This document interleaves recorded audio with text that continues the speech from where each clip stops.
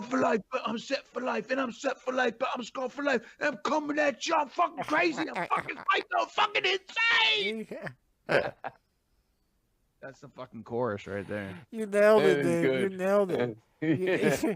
You nailed it. And you visually transformed into fucking Joe Rogan. There, You dude. did. You fucking, Oh, Joe Rogan. Yeah. yeah, Okay. you did. You visually transformed That's yourself into Joe Rogan. It was amazing. You're watching the Big Room live on Twitch. You're the Big Room. You're watching the Big Room live on Twitch. Yeah. Yes, yeah.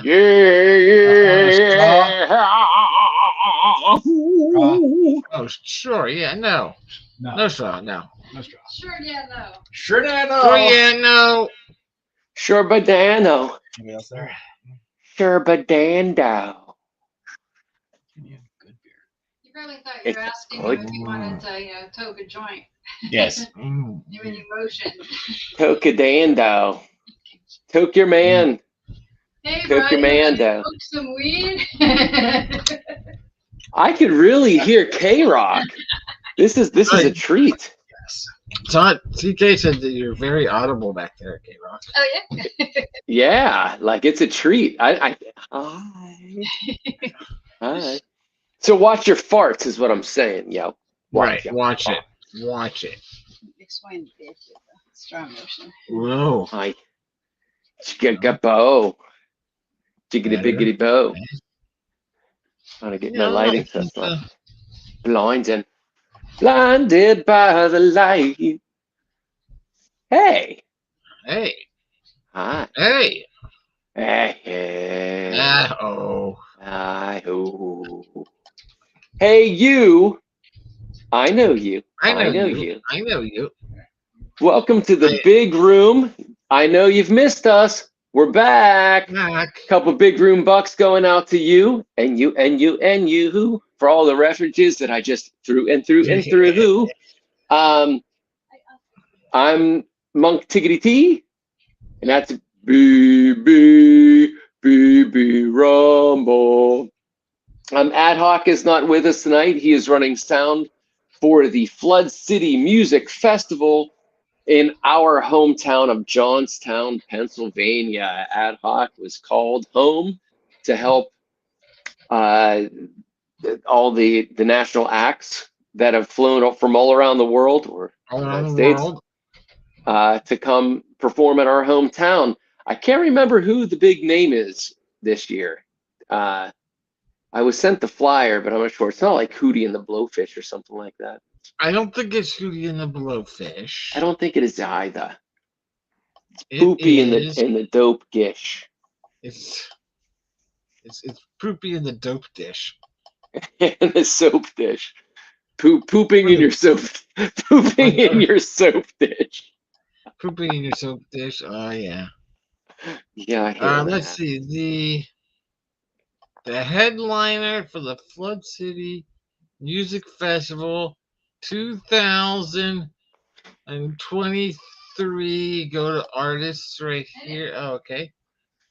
Los Lobos. Oh, Los Lobos. That's how we first heard of them, but they've had a lot of great music since. Los Lobos, Keller Williams, Grateful Grass, featuring the Hillbenders. Yikes. Okay, all right. Trouble No More. Trouble No More. Oh, these all sound like really heady bands. They sound like Doom dead bands. Flamingo. Which Jay Tiggity loves. Western Pennsylvania loves the Grateful Dead. Loves the Grateful Dead. And all the offshoots. Yeah, I did my best. Doom Flamingo. Doom Flamingo is one of the offshoots. Sure, that's true. I don't know. I like Karen is just as loud as you are, by the way. You are super loud, Karen. We don't know what's going on here. Your microphone is Karen. is omnidirectional right now instead of unidirectional. Locked in on you, Karen. Okay. You're coming across as loud as I am. It's true. Who's the star here, Karen? Who's the star? The band Melt is playing. That's a Pittsburgh band. Dogs in a Pile. Never heard of them. That's a fun name. Big Sandy and his Fly Right Boys. Okay. Is that Yam better? Yam. Yeah, it's better. Well, I don't know that name either. Yam Yam. The Stop Mallet your Brothers yammering. Band. Mallet Marauders? The Mallet Brothers. Okay, that's a name. That's a name. Chalk Dinosaur. That's a name. Gabe Stillman. That is a name that was given by parents. Jeff Webb. No. Jeff Webb and the That is Delectable all. Sound. That is a John Stiggity band as well. He's an extremely talented musician. He does the Perfect Album. It's not Perfect Album. The album, something album series Yeah, I where they thought I did like heard that Stevie name. Wonder. Yeah, and I might be performing with them. I was asked. I haven't accepted yet. That's to be determined. That's about it. Yep. But Los Lobos. Los Lobos is the headliner. All right. All right. I look crazy. I look crazy. Hi, man. I miss looking at your crazy. It's been a while. Yeah, man. It has been a while. It's been about 3 weeks. About 3 weeks. About 3 weeks. Really? This is the third. Right? It's been two weeks. Third, yeah. Yeah, Skip this would two. be the, Skip two. you know what I mean? Yeah. You out there know Yeah. what I'm talking about. You know. Yeah. Everybody's healthy except for a dog across the street. But everybody's happy and healthy except for some dog, right? Is that what I'm hearing? Oh yeah. That was last week. That's Yeah. last week. That's it. That's all you got on that topic? Yeah. Everybody seems to be pretty healthy. Everybody seems to be good. That's it.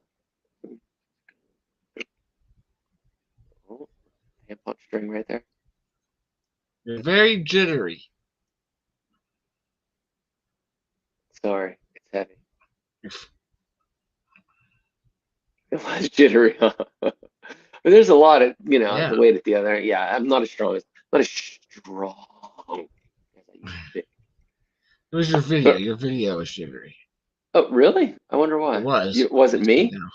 Like my No, video was It was jittery. freezing, basically. It was like, yeah. Oh, freezing. That's Water. different. Yeah. That's different than jittery. Yeah. Right. Yeah, it's the same. But I was just wondering if I made you curious about anything. Did I make you Yeah. curious? Did I make you curious? A little bit. That it looked pretty. Yeah, it's pretty. I do want to know is what What? are you drinking? You're freezing too. Am I? Yeah, and I don't see. I think it's you. I think it's you. Yeah, I think my connection might be not awesome. Hold on one second. See, I usually turn off my Wi-Fi to do this. I just use the phone. Lost you. You're gone. That's hilarious. That's You're out. hilarious. Now you're back. You're back now. Oh, you're frozen again. Told it great freeze, by the way. That is a great freeze. Your freeze was awesome also. So yeah, so I'm not gonna do that. I'm gonna put it back to how it was. Awesome. Nice. So do you want to know? Do you want to know? I do. So you should. So the bottle is not indicative of what I'm serving. This was a really nice That's a bottle gin, of right? gin. Yeah, that was really a good nice gin. gin. Yeah, it was a really nice bottle of gin. I would say it was, now this is what I'm drinking right now, but the bottle itself, I reuse awesome bottles, and it is an awesome bottle. The Botanist Isley Dry Gin, foraged island botanicals distilled from 100% grain neutral spirits. Okay. Oh, the island conceived, distilled, and handcrafted on the island of Islay. Now, is that Scottish then? Yeah, that's famous for Scott. Yeah. Well, no shit. It was good. It was as good as, like, it could have been Bombay. It was Okay. floral. It was more floral than Bombay, but was delicious. It wasn't like what, but I recommend it. I don't know what that 22 means, except it's a power number, you know. Yeah. I don't know. Anyway, but what I am actually drinking, you see the turd Yes. in there. It is the gin, my sponsor, my future sponsor. Oh, that really? Yeah. So this is this is a Montauk mixer. This is a Monk mixer, right? And this is Sir Robert's, And my sponsor. No, Sir Robert Burnham. Bengalati, Vermouth, biggie. Burnham. Sir, jeez. Montgomery Burns. Damn And it. this is, no wonder they don't want to sponsor me. Burnett's. Burnett. I knew it too. I got it Burnett's. same time. Okay, thank you. Good. Okay. Yeah. So it's Sir Robert Burnett's, a London Dry distilled gin. Right. Yeah, it's fantastic. It really is. Established in 1770. I mean, come on. Come on. So eventually I'm going to get a sponsorship with them where it's the Monk infused line of Sir Burnett's. So this is infused this time around with it's a tea. It is Brain. Come on, Brain, you got this stupid chamomile. Oh, okay. Yeah, it's a really nice chamomile tea that's been infusing in it for just about 12 hours. Not very long, but it's already infused really beautifully. In the past, I've done these with, ginger root and turmeric. The Trader Joe's brand ginger and turmeric is excellent for infusing in teas. Okay. Egyptian licorice. I wanted it to be more on the licorice side, but it really just pulls out the hot cinnamon, which was kind of a letdown. Throat teas are better. The marshmallow root is pretty good, but so far this is my favorite. I did a nice peach tea blend last week, Okay. and it was really good. It kind of tasted like a peach brandy, or like a, you know what I mean, like an apricot brandy. It tasted like apricot. Yeah. It reminded me of apricot brandy. But this you're really gonna dig. I'm gonna bring some over next time. Yeah, I did some with Earl Grey before. I bought some Earl Grey to do this. Yeah. As well. I didn't split it yet. I just got the bottle. Anyway, I didn't make it yet. Yeah. I did and too. What'd you think? I liked that. I liked it a lot. It was a good one. So it's already been done. It's a drink from the they call it the Picard. Yeah. So they have it. The Gin Luke Picard. The gin Luke Picard. That's what I called it. Yeah. And pretty delicious. Pretty delicious. Well, yeah, I'm gonna be making that tomorrow. Well, getting it started anyway. So I got the bottle. I split it. Poured half of it. Well, I poured some of it into this again. Anyway, yeah. Bring some for you. Because I haven't seen you. You've had a birthday since I've seen you. Yeah. I have. Yeah. Did we talk about your birthday? Yeah, I was in Boston. Remember, I got sick and yeah. We had to drive you were in home. Boston. It was pretty shitty. Air conditioning. It was pretty shitty. I just got wiped out the whole week after that. Yeah, happy birthday. Yeah, it was good. It's good. 53? 52 now. Dude. This is my beating thinking you're 3 years older than me. Well, this is my Lou Costello year. Oh, really? You beat the Lou. You beat Costello. I will if I make it 53. Nice. Because he was 52 when he died. Oh, and then they just handed me my one for next year. Next year is going to be Sinead O'Connor. Wow, yeah. 53 right there. Boom, boom. Knock him out. Yep. knocking them down, knocking them out. Roll them down, baby. Roll right over Yeah. them. Yeah. It'd be like that scene at the beginning of Terminator. Just turrets it. Yeah. Right over the skulls. Yeah. Yeah. Yeah. Indeed. Jafar's birthday. Is the 8th. That's correct. It's coming up, man. It's coming up. Yeah. I'm going to be in Johnstown that weekend, the weekend after the 8th. Oh, why is this? It's a funny story. It gotta be to get you It's back a there. funny- No offense, Jake Yeah. John, but you know. No, not at all. I'm gonna stay I'm staying downtown. I'm gonna be there Friday, Saturday, Sunday. At the holiday. The holiday, yeah, downtown, yeah. Because on Saturday, August 2nd, Okay. I'm going to be officiating a wedding ceremony. It's official. You're officiating. Yeah, Congratulations. Yeah. Who is tying Fucking their knot to Justin you? Garmond. Justin fucking Garmond. Wow, that's And awesome. And this is the person and this is his partner. Yeah, And Kim. is that it? That's not his. Do they have a child together? Yeah, they have a child. Yeah, they have a child together. Okay, I didn't know if it was biologically with together or not. She has 2 kids from a previous relationship. Right on. And now they have the one together. Right. That was at your And- party. Your last Yes, birthday. yeah, right. Yep. Yeah.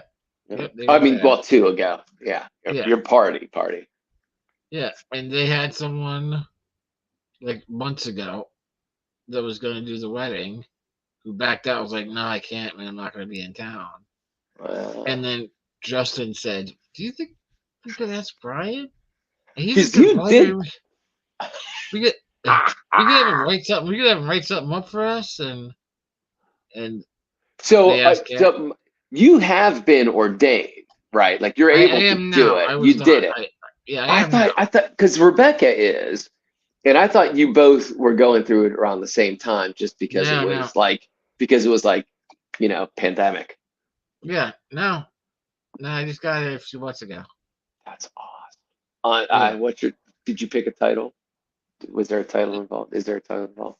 It's minister. Okay. Yeah. Mr. Minister. Mr. Minister of the Universal Life Church. Oh, is it Universal Life Church? That's I what would it is, like to- Universal Life Church. Yeah. Universalist. No, Universal Life Church. Okay. Then, man. So I got a little write up for them. Because I was the like, Universalists are excellent. Universalists. It's yeah, great. yeah, it might be the Very same thing. I don't know. Because Universal Life Right. Church is Yeah. non-denominational and Yep. just- Open to studying all religions for their Yeah. core, not Yeah, a same dogma. Yeah. Yep, same thing. They don't lean towards Christian or Jewish or Muslim or whatever, just whoever. Yeah. So it's cool. But yeah, so I'm going on, doing that on Saturday. That's awesome.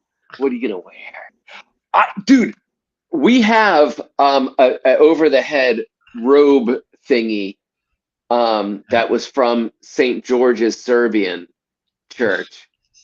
Like it has like Nice. the cross, kind of crosses, not really. It's more of like the directional thing in a circle, and Right. like it's black and white, Right. so I kept it. If you want to go like really wild, I don't know. What are you gonna wear? It's. I asked them if they had any preferences or whatever, and they actually. We want everyone to be casual. We want everyone to be casual. They're Yeah. like, it would be great if you could wear a Kiss shirt. And I was like, I could wear a Kiss shirt. I have all kinds of Kiss shirts. Yeah, you do. You got to do Dynasty because Oh, you have an elder, don't you? I think I have an elder one. You Yeah. got to do the elder because you got to be the village elder. Like Yeah, you're I gonna might be- wear the elder because I even worked a line from "I Am Just a Boy" into the sermon. You're kidding me. Can I hear Yeah, it? Can I hear it? Can I hear what you're gonna do? Oh, I heard Rebecca's footsteps upstairs. I hope she would be able to hear Let me this. see if I have it here. I have it somewhere. Uh,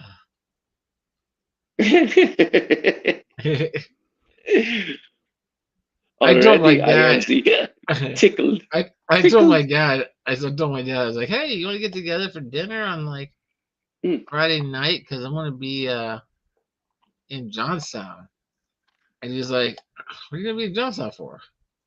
And I was like, For "I'm you, officiating a wedding." Dad. For you. I'm officiating a wedding. He said, Get the fuck out of here. "No, no." He said, "You what now?" Wait, what did he say? He said, "You what now?"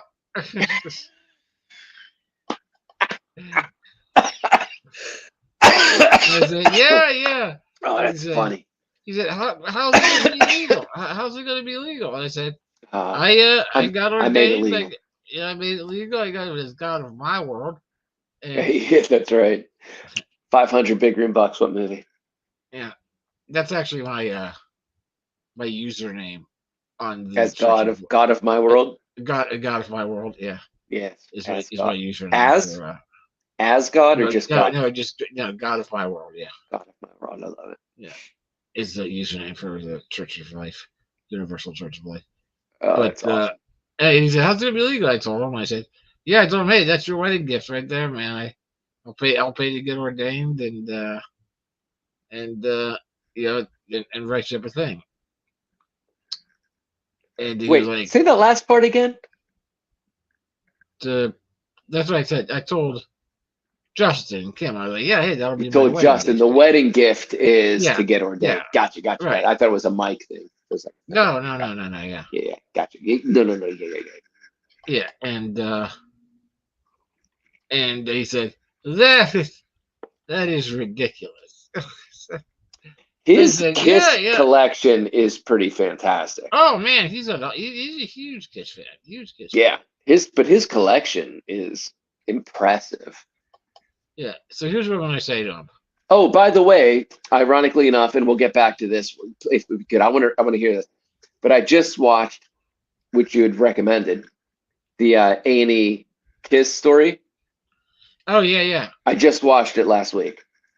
Cool. It's very cool. All right, go ahead. Right? Really good. I really enjoyed it. Yeah, really good. I greatly enjoyed it. Greatly. Another thing that I would recommend. I wanted it to be longer, to be honest with you. They Yeah, kind of me like, too. A&E kind of like ends it, and Yeah. like they're saying something, and the credits are rolling, and you're like, Yeah. what, wait, what? You're gonna, and now, oh, it's done. Yeah. Yeah. Completely unrelated to that, but a movie, Knock at the Cabin. It's one of the more recent M. Night Shyamalan movies. And There is a short story by an author by the name of B.B. Rumble that wrote something about a cabin and a car. And oh yeah, that's right. yeah, That's right, to me, that's the Knock at the Cabin. That's Cabin, yeah. like It M. was Night pretty should good have though. called It was definitely much more Sixth Sense, Unbreakable than any of his Yeah. other crap.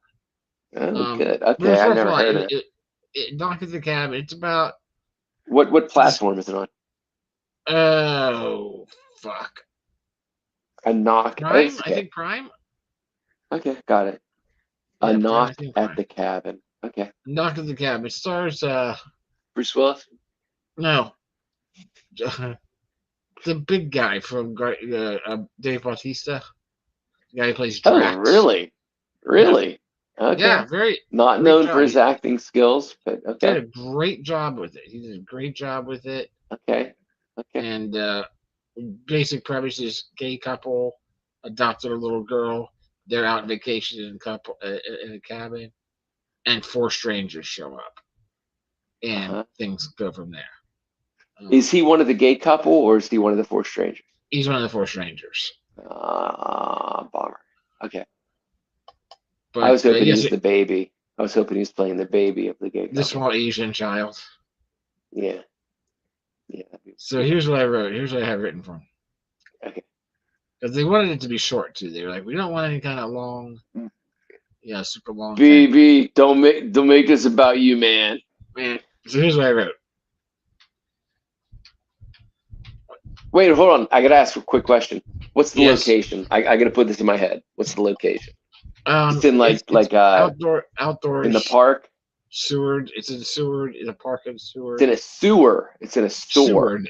The sewer system. It's a Morlock Sewer system. Teenage Mutant Ninja Turtles. themed kiss wedding. Right, themed kiss wedding. So, That's adventurous. right?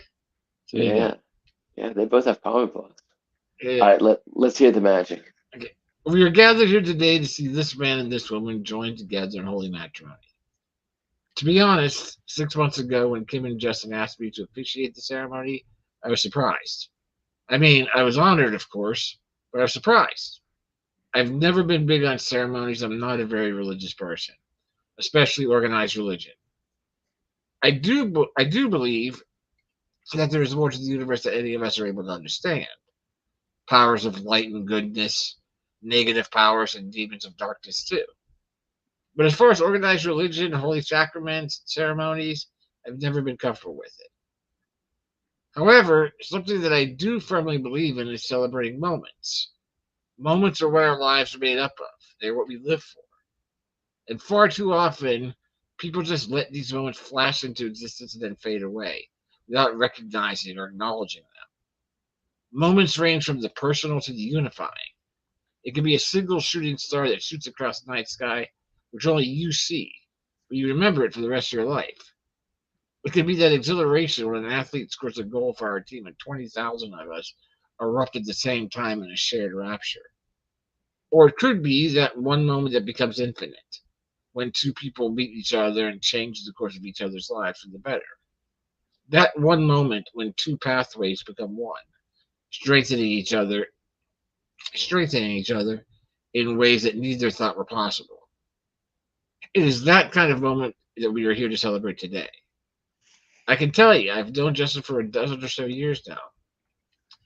I've seen some of the amazing things he can do, the joy and light he can bring into people's lives without even trying. But I've also seen him in darker times, when those demons seemed to swarm, and I can tell you without hesitation, there were times I wasn't sure he would fight them off. There were times I doubted he had the strength. But I can also tell you without hesitation that I no longer have that doubt. I no longer wonder whether or not he will prevail over the darkness the universe presents to each of us at some point through our lives, and that's because of Kim. While I've only known her for a few years, every single interaction I've ever had with her has been positive. Every vibration that comes off of her, every feeling that you get when you are around her is something good, something supportive. And while I do not know her well enough to speak about her times of struggle, I'm sure that she, like the rest of us, has her difficulties and downtimes, I know without question that she makes Justin a better person. You see, Justin, Kim is the answer.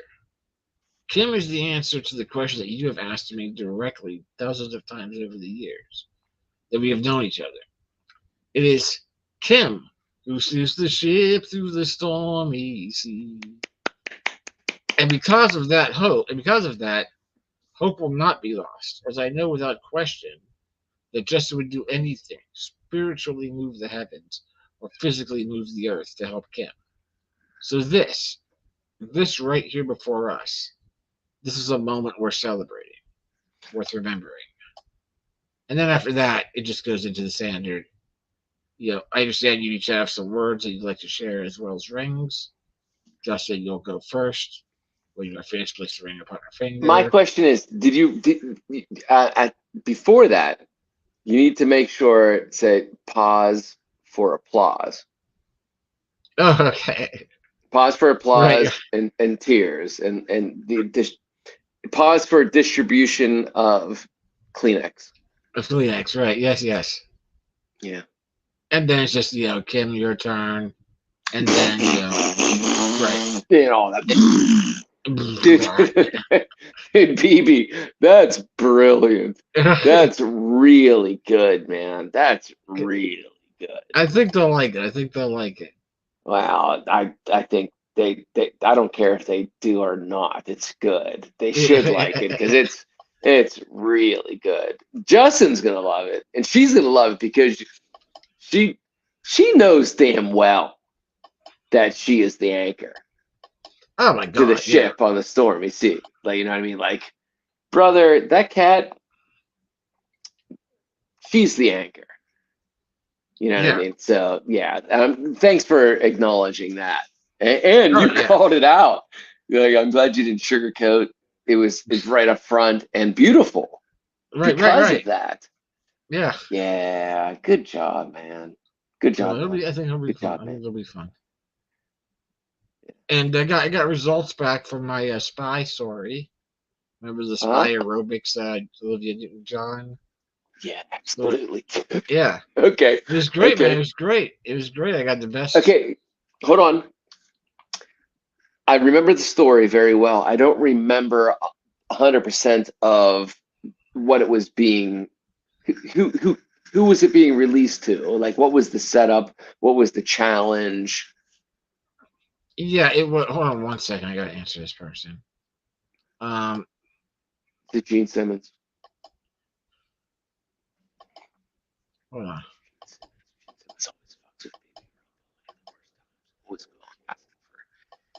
To boost his ego. Not feeling very confident today. Gene Simmons, can you make me confident again? And BB's like, God damn. All right, Gene. All right, Gene. You're okay. People love you as much as you love yourself. Love yourself, would you? Would you just love yourself? Yeah, it was a contest. It was the first round. The first round of a contest for NYC Midnight Magazine. New York City. Yeah, and it's that is what it stands for, not right? Not like Nipple Youth Concourse. No, definitely in New York City.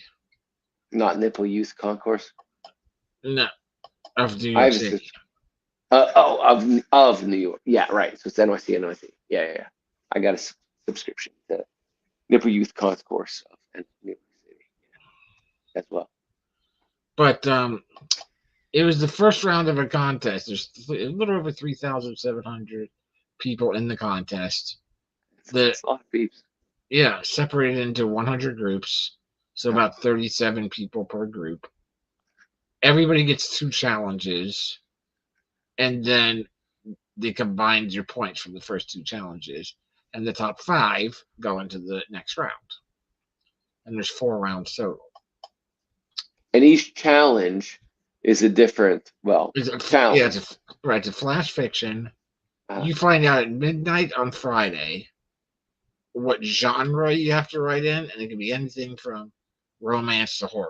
So you don't even know what genre it's going to be. Right. And then they give you the primary location, which is where the bulk of the story must take place. Dude, may I interrupt? I can't wait till the wheel spins and you get romance. Go ahead. I That's gonna be. You're gonna show them romance like they never understood. They've before. never seen it. Never even imagined Yep. it. No, it's gonna be wonderful. Good. I have no idea why that excited me and made me so heartwarmed, but it did. Yeah. And then an object that must physically appear somewhere in the story. Phalanx. And mine was a spy story. Yeah. Primary location, aerobics class. Yeah, that's right. And the object was toothpaste. That's right. So good. And it's such a great story. Please go back, go to our, I guess it would be on our Facebook is the way you can go back to watch. Yeah. It's 2 episodes ago, I think. Yeah, I think it might have been. Yeah. It's a really great. It's a great story. It's a really great story. So thank you. And they say it came back. It came in 3rd place in my group. So got 13 points going into the next round, and got lucky number 13, baby. You know, and that's the best part. The best part is that all the stories get feedback. You know, you get feedback from 3 different editors, publishers. That who chooses the placement? They're the judge. Okay. Yeah, there's 3 judges. Gotcha. I was wondering. There's basically 3 judges assigned to each group. You know, Okay. and then those 3 judges judge all the stories from that group. Okay. And you know, just got some great feedback. You know, just they all loved it. They all thought it was a great story. They loved the way I tied Crest into it at the end, with it being a acronym for Right. Communist Russia's encrypted social strategic topography. So they all loved that. There's a great balance between So good, dude. great balance between action and all that. And then the only thing that all 3 of them agree on was, it would have been good if the Russian character, the antagonist, the other spy, had shown some more skills of some sort. Like but I was like, I understand. It's only 1,000 words though, so there's only so much. Yeah, give me a couple more 1,000 words, bitch. Bitch. I'll give a whole backstory. I'll show you how he killed 007. Boom, pow, pow, bitch. With his one hand tied behind his back. Yeah. Bitch. But yeah, so that was good. Okay. So I was on Yeah. the Wednesday for that. And then Friday, got my second challenge, which I had to create on Saturday and Sunday. Because you were in the top 3, you get the second challenge. Well, everybody gets a second challenge. Okay. So I've got 13 points right now, and then whatever I score for this next challenge gets added together. So that's smart. That's really smart. That's a good layout for those people putting it together. If you doesn't eliminate people, it keeps everybody involved. Right. Because that's what it's about. It's a mental challenge to better yourself as a creative. Yeah. Yeah, it's great. You only have 48. Yes. They give you a tight timeline, only 48 hours. So you can't sit around and think about it for overthink about it. Yeah. Yeah, you gotta create. Gotta create. God is create. And so this one, let me pull this one up. God of create. Of my world. This one is romance. Science fiction. Oh shit, you know nothing about that. Nothing. I know. I've never scored Nothing. This is science fiction. Okay. Location is a vegetable garden. Vegetable garden. Vegetable. And the object is sunscreen. Oh. Okay. All right. Okay.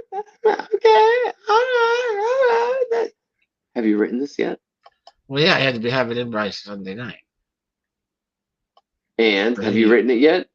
Yes, there you go. And there you go. Are you going to read it to us? Yeah, I'll read it to you real quick. Okay, I'm going to pee. I can hear you. No. Well, you might be able to hear me pee while I pee, but you can start. Nice. It might. I mean, people like that. People like that, dude. People like everything. That's true. There's an audience for everything. There is, yeah. That is true. There is. Vomit, squirting, pooping, peeing, scat-a-tat-tat, bat-bat, burping, breathing in burps. You know, I'm sure somebody really gets happy when somebody burps in their face. They're like, yeah, I guarantee you're right. Dude, takes all kinds. Oh. All right, so. Yes. This one is called The Malthusian Trap. The what? The Malthusian Trap. M-A-L-T-H-U S-I-A-N. S-I-A-N. Okay, gotcha. Malthusian. The Malthusian Trap. I like that. That's ethnic. Good.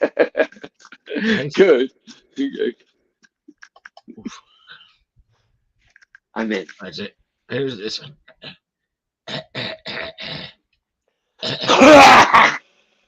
Okay, go ahead. The Malthusian Trap.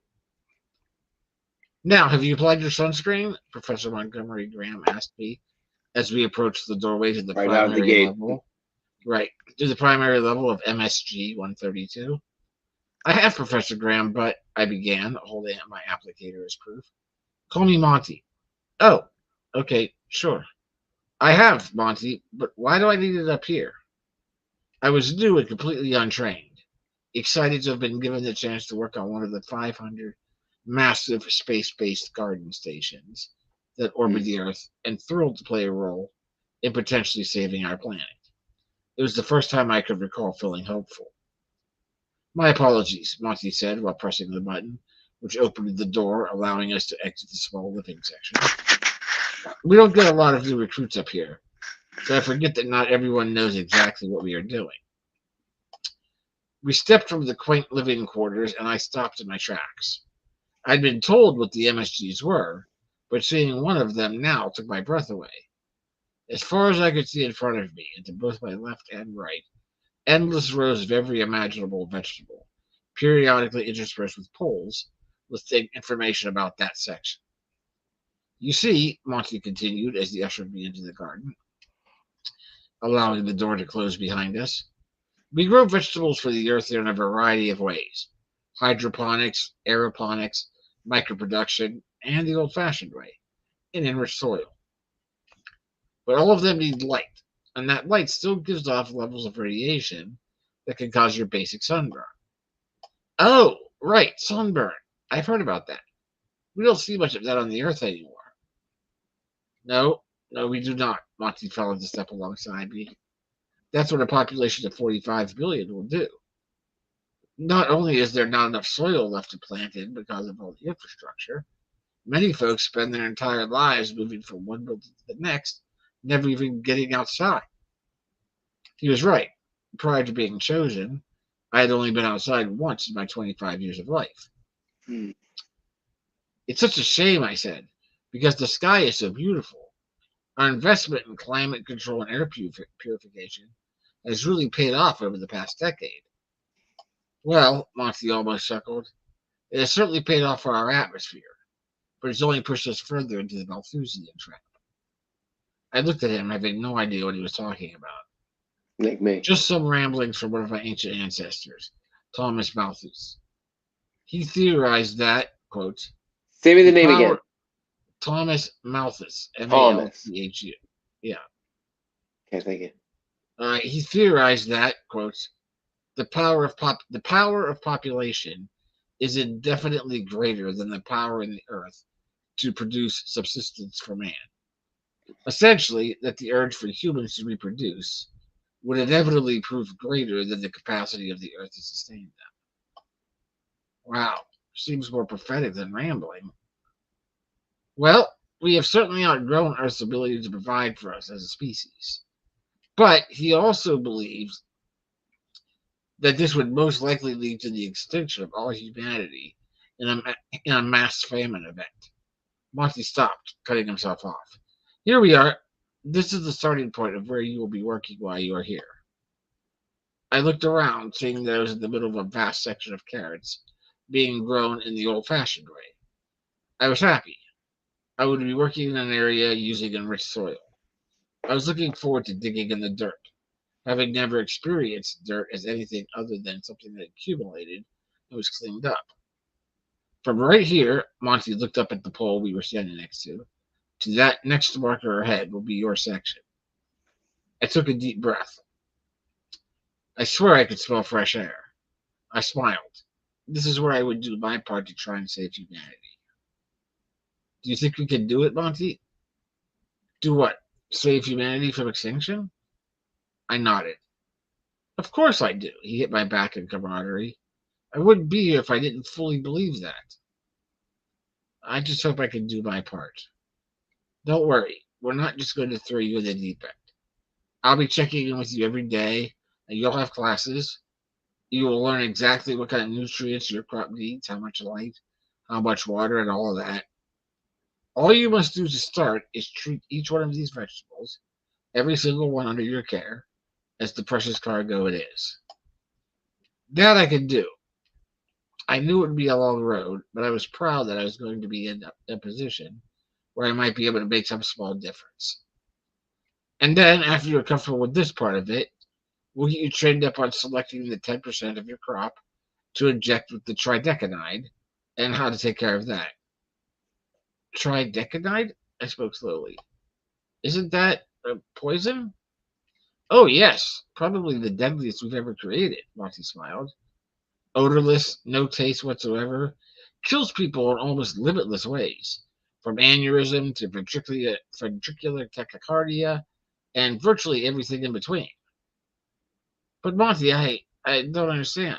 I thought we were saving humankind. I could feel my heart skipping between pridefulness and dread. Monty put his hand on my shoulder. My child, that is exactly what we are doing. There are 45 billion people on Earth. That's 5 times what the planet could sustain. My ancestor, Thomas, also believed that the only way to avoid the trap that came to bear his name was that, quote, premature death in some form or other must visit the human race. We are the ones who control that premature death. My heart sank. My hope was reduced to dismay, my joy to depression, my pride to woe. I nodded, then I fell to my knees, felt the dirt with my hands, and cried. Oh man! That's my Holy moly! That's fucking great, BB. That's my Twilight Zone episode. Yeah. All these books, dude. That's beautiful Right. and Cool. completely fucking accurate. Well, a lot of that, some of the Easter eggs. Thomas Malthus is a real person. Okay. The ancestor. Okay. Yeah, I'm wondering. I've been and the wondering. And but don't move on. So yeah, he's a real person that is connected how to the he's a real person from the around from the late 1700s, 1796, or so Okay. is when he lived. He was a philosopher at the time, and the whole thing that I said there about the Malthusian trap, that's all real. That's all. Oh, no shit! Wow. Yeah, it's called the Malthusian Word for trap. word.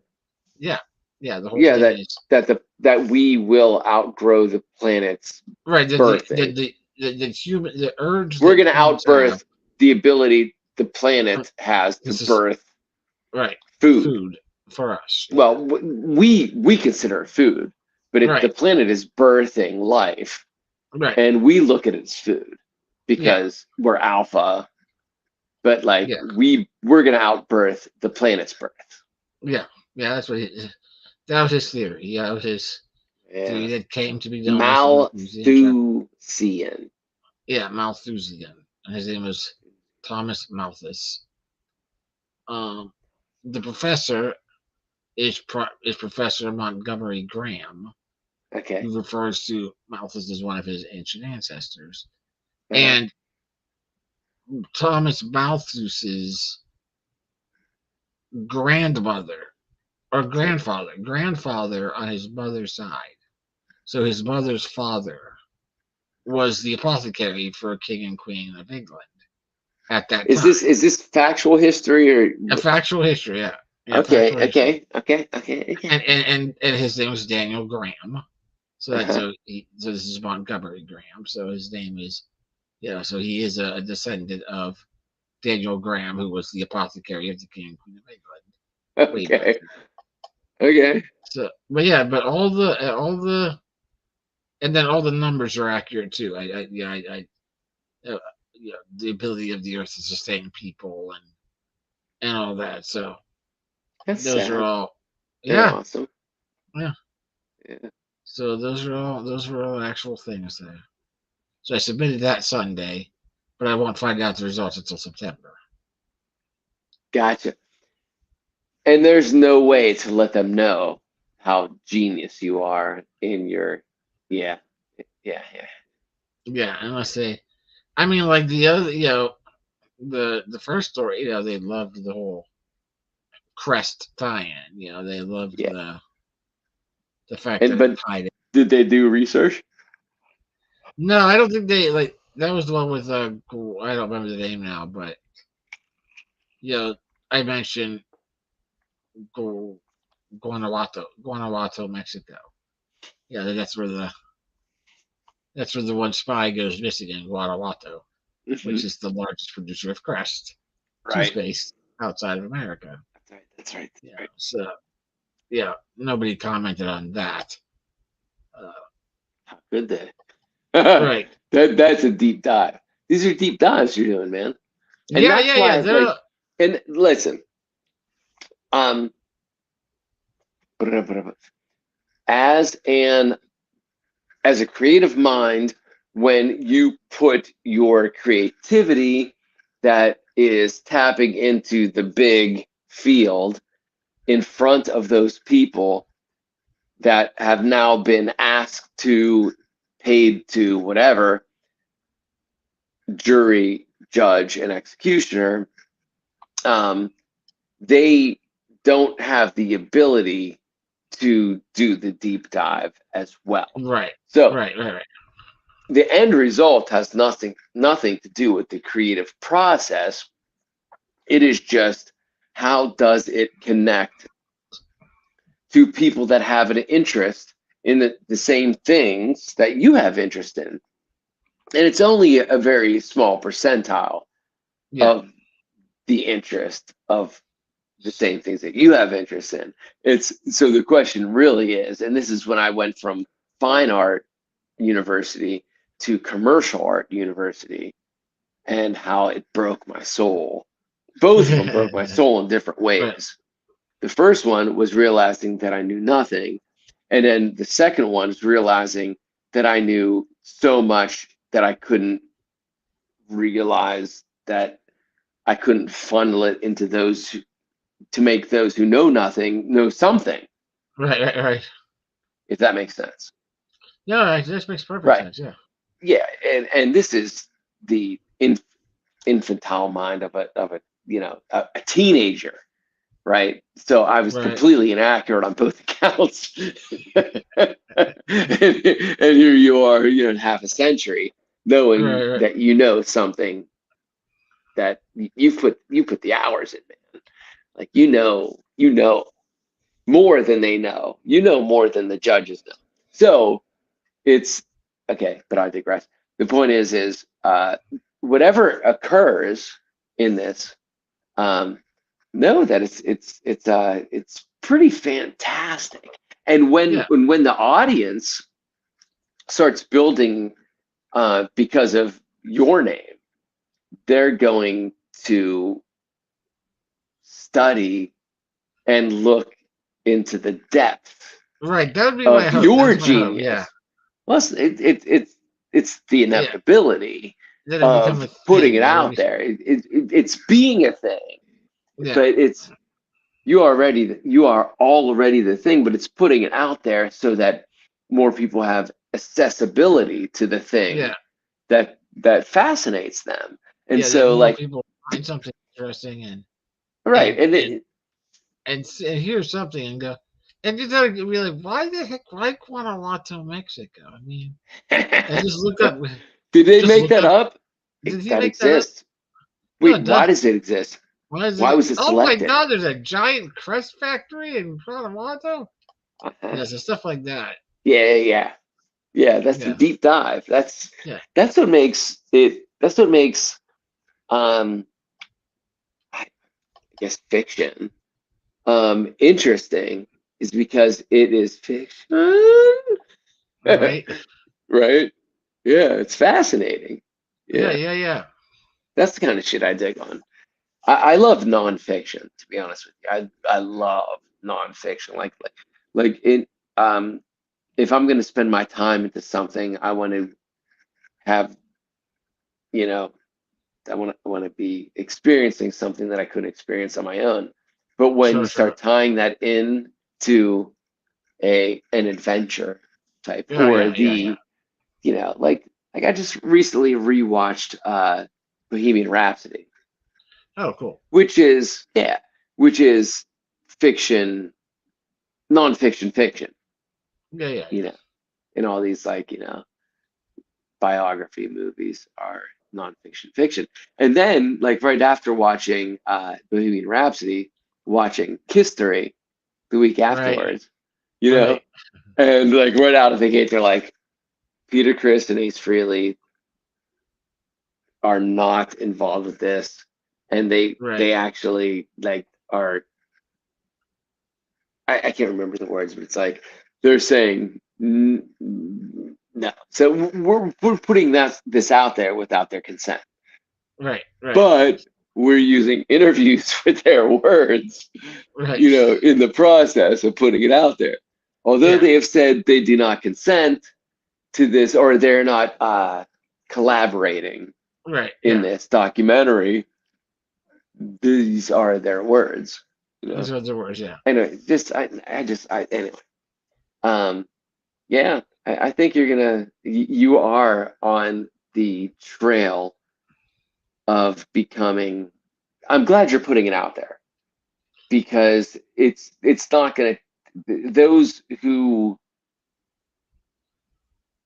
pursue the same thing, your same pursuits, will recognize that there's something unique about your perspective and in delivering these certain stories, and you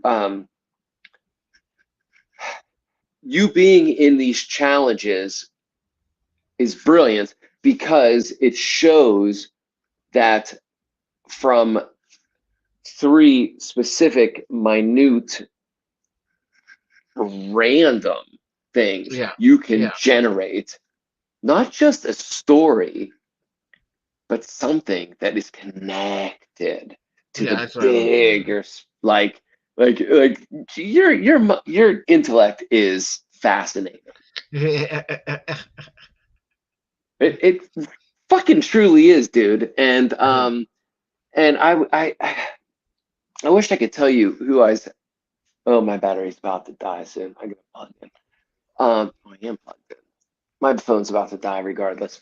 But recently I was telling the story about how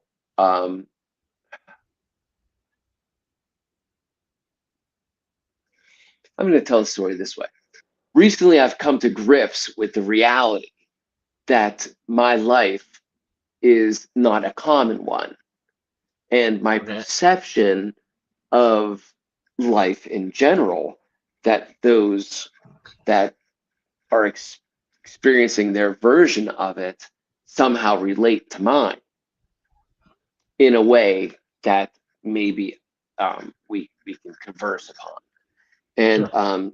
it's been tough. I've had a rough life because I've had such a great childhood, right? Because I was plucked from the norm, right, Mhm. into a realm of to have a cohort of that was above the norm and exceeded. And so, you know, they say that you are built of the 5 people that you spend the most time around, or whatever the fucking wording is, right? Sure. Sure. Sure. And from a very early age, I think my path choosing to align with you Sure. Yeah. as the only person that I could ever fucking relate to, because everybody else, I didn't relate to. I Yeah. couldn't Yeah. relate to. And you were the first person that I could relate to. And you made me come up to your level in whatever Cool. meager way that I could, in my own way. And so I didn't have a very normal childhood by any means. And Rebecca Right. Right. reminds me of that like when we start telling our stories, it is Right. so far out of the norm. Like Is it's that? like Yeah. it Yeah. is. It's bookworm. It's so bizarre. You Yeah. know, like, and like the life lessons that we put each other through are astounding. Like it's a weird fucking Yeah. D&D novel, you Yeah. know? I had that not too long ago where I was telling the story. I don't remember what it was right now, but it was to Trisha, the girl in New Jersey that I go out and see. Uh-huh. And we were just talking about something or other, and I can't remember if we were talking about perception of reality or something along those lines, and I brought up the the famous Is it the birthday? Frankie squeezing the Yeah. the famous Frankie squeezing the gunpowder into Yeah. the flame on the desk on the explosion, Multiverse and moments. and the actual the slowing down of time that you hear about. People say things like, oh, when they die or whatever, that they had time seemed to slow down, or life flash before eyes or whatever. But that I remember the distinct waves of light and heat and sound, and seeing the one thing and I told that, and I just started rolling into other stories. I started rolling into sort of you, me, and Ray, standing in the Storm. lightning storm, and just went through that, and she was like, that's yeah. And all that, she was like, you've lived an amazing life. I was like, huh? And she was Right. like, yeah, and she was like, I mean, I don't know anybody that has Right. done that sort of stuff, and then you just talk about it like, oh, this is what we did. Right. And I was like, and I started to, we got into a discussion about that, and that's where I really started to go, oh yeah, okay, This is an exceptional experience yeah, that not everyone we're having, and not yeah, everyone. oh no, not everyone. A lot of people. I mean, some people are just. I'm astounded by some people. You know what I mean? know. Yeah. I am astounded by some people's. And the proper word is existence. Um, not their life. Not their living. I'm astounded by some people's existence. Just the fact that they are, and that's it. Like, and I find myself sometimes getting wrapped up in wondering what is it like on like Tuesday night, Monday night, the whatever drinking buddies or football friends or whatever it is, everyone's home, and that person is now there, whoever that person is, alone, getting ready for bed or whatever, or if they're not, what's the and they're not whacked out of their head, they're not drunk, they haven't passed out, it's whatever. What's the program that they're running? What's the program they're running in the brain? Is it literally? Is it like? Is that why the Simpsons have been on for fucking 35 years? Because they nailed it with Homer. Like, is Homer the? Is that the common clay? Yeah. Is Homer the common clay? Is Homer the common? Yeah. Yeah, the common denominator. I don't know. Dolores Cannon, speaks of the what do they call them? The essentially non-player characters. Yeah. Right. In a perceived reality, right? And we know that we are experiencing a very limited, we perceive extremely limited, we're very limited in our perception of light and sound. And we base our entire fucking existence around light and sound and how it affects our reaction. And we know that when I touch myself here, it's actually it's happening at completely different times. Right. Like by the time it reaches my brain is a different timeline. Yeah. The realization that my molecules actually we're never actually really touching. There are two vortexes like repelling each other, and I'm feeling the repulsion of two atomic vortexes, right? Yeah. Anyway, so reality is completely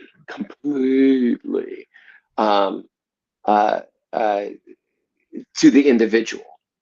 The reality is to the individual. Okay, but all is mind.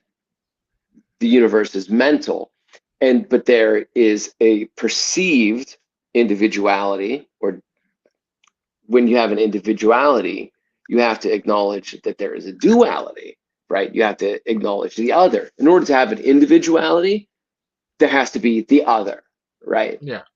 Right. And the other is fucking bizarre. The other's fucking bizarre. And that's the conversation I'm jumping from that you were just saying. Yeah. The others are, but they're having their individuals, and we're the other. And the first time I've experienced like wrapping my brain around this concept is when in Cambridge City there was a relationship feud. You know what I'm talking about. Sure. And you looked at me and Ad Hoc and said, I believe Ad Hoc was there, it doesn't matter. But the point is I remember being like very impacted by the sentence that they think that we are the assholes. Yeah. They believe with all of their being, their individualist reality, their perception of the mental world is that we are incorrect. Yes. In their behavior pulse, their vibrational rates of how they affect and what they are being affected by. They're being so fucking stimulated by all of this horrible things. Like they want so much negative. They want the Jerry Springer experience every day. Which much. I just can't fucking. It astounds me. It astounds me. That was the first time I've experienced it in my life, and that was the first time you've laid it out there. And I experienced it later in life. Sure. With individuals that I thought should have gotten it already because they were decades of elders. Right. They were elder decades. Yeah. And I was it fucked me up. Right. Because it was in my neighborhood. And I thought, oh my God, this is now they're honing in their Jerry Springer moment because I awakened their sleeping ignorance. The giant sleeping ignorant that is like, oh, I can't. Hey, can't rock. Just wait Anyway, these people exist. Actually, these entities exist. Whatever they are exists. Whatever it is exists. And the real is what is existence, et cetera, et cetera. We can go down this rabbit hole. I study this rabbit hole all the fucking time. Perception of reality and alignment of vibration and resonance and energy. Nikola Tesla, energy. Yeah. Resonance, frequency. And that's all the realms that you are living in. You're living, perceiving, perception of life, and those that are bouncing off of your vortex, your singularity of existence, your vibrational existence is, well, it's an atom, it's a molecule, it's a molecule more, because there are different things that are in a resonance together, right? It's a photon, nucleus, electron, right? Sure. So they say, right? Yeah.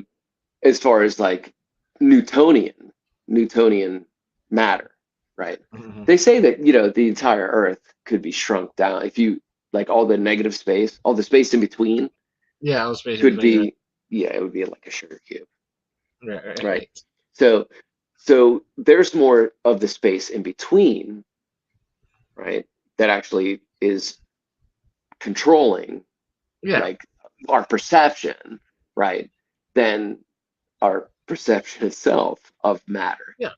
Yeah. Right. We have an inherent flaw in our perception of reality, in that Right. we believe we believe we're perceiving everything chronologically. And the problem is that if you believe that, Mm-hmm. if that's where you perceive reality, that breaks down. That there's a flaw there. Yeah. We believe that lamp is on the desk because I put it there, Uh-huh. and that there was a time when the lamp was not there. That in order for that lamp to be there, I had to put the lamp on the desk. That's Mhm. at some point the lamp was not Chronos. there. When there was Chronological Chronos. Yeah, Saturn. Yeah. right. And so that means that there was a time before the cities. There was a time before, and then I've gone over this in my own head a million times, and it Do always it. breaks Do it. down. It always breaks down. You know, you go back. You know, before there was humans, there was animals, dinosaurs. Before that, there was no life. But that same location existed Right, but there was still rock. globally. And if you believe all that, then you eventually get to a point where there was no Earth. You go back to the whatever style of Big Bang you believe, collisions or whatever. It doesn't matter, because if you believe that something is only there because it was put there, then eventually you get to a point where there's nothing there. And if there's nothing there, you can't get something from nothing. So our inherent understanding of existence is flawed, because you can't go back that way. You can't believe. You can't believe. You can't rationalize an existence where things only exist because I made that, or somebody made it and I bought it and then I put it there.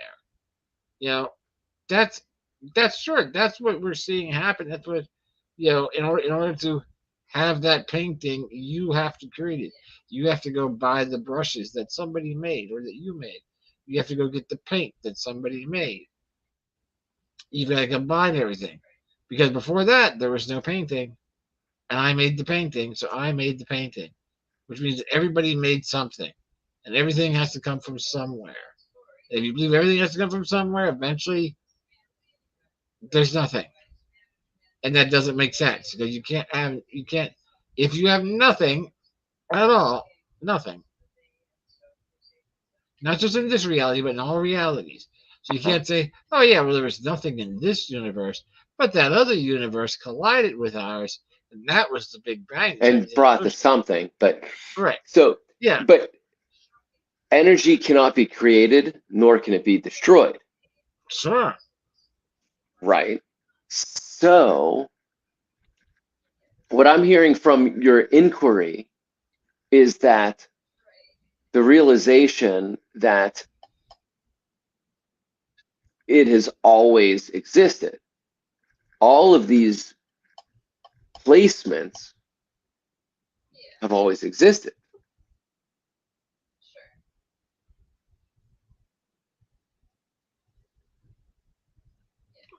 So that. Okay, there you go. Am I? Hello? Did I break up? I think you're back now. Hello? Hello? Yeah, that's right. All right, sorry. Yep, I hear you. Okay, good. So my thought process is I'm listening to you, and I have 10% of my, for some reason, this charger is still depleting, although I'm plugged in. So I have 10% of my phone left. Sure. If you believe that you have, you're placing a lamp in a location, in the same location is the location that a fern existed, and before that fern existed, it was an atmosphere that was uninhabitable by human lungs, because it was just this, and then atomic, and then a breakdown of the no Earth because particles come together and they come apart, and everything comes from some place. That's how we perceive it. Yeah. Right. That's perception, and that's a very limited perception. We are extremely limited machines. Our machines are, Christ, dude, we see like what? Our eyes see like 0.0001% of what light is. Yeah, I right? mentioned that in my one story, vibrancy. Yeah, absolutely correct. And audio wise, samesies, right? And I just mentioned that what our epidermis, Yeah. like what we touch is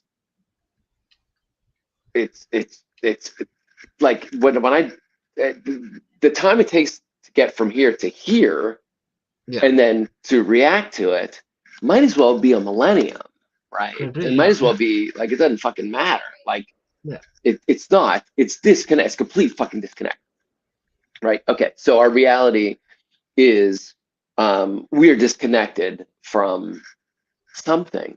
So because of our limited machine, the game, whatever.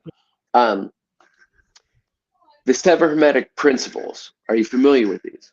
Yeah, I can't recite them to you, but yeah, good. Okay, you put them on your checklist.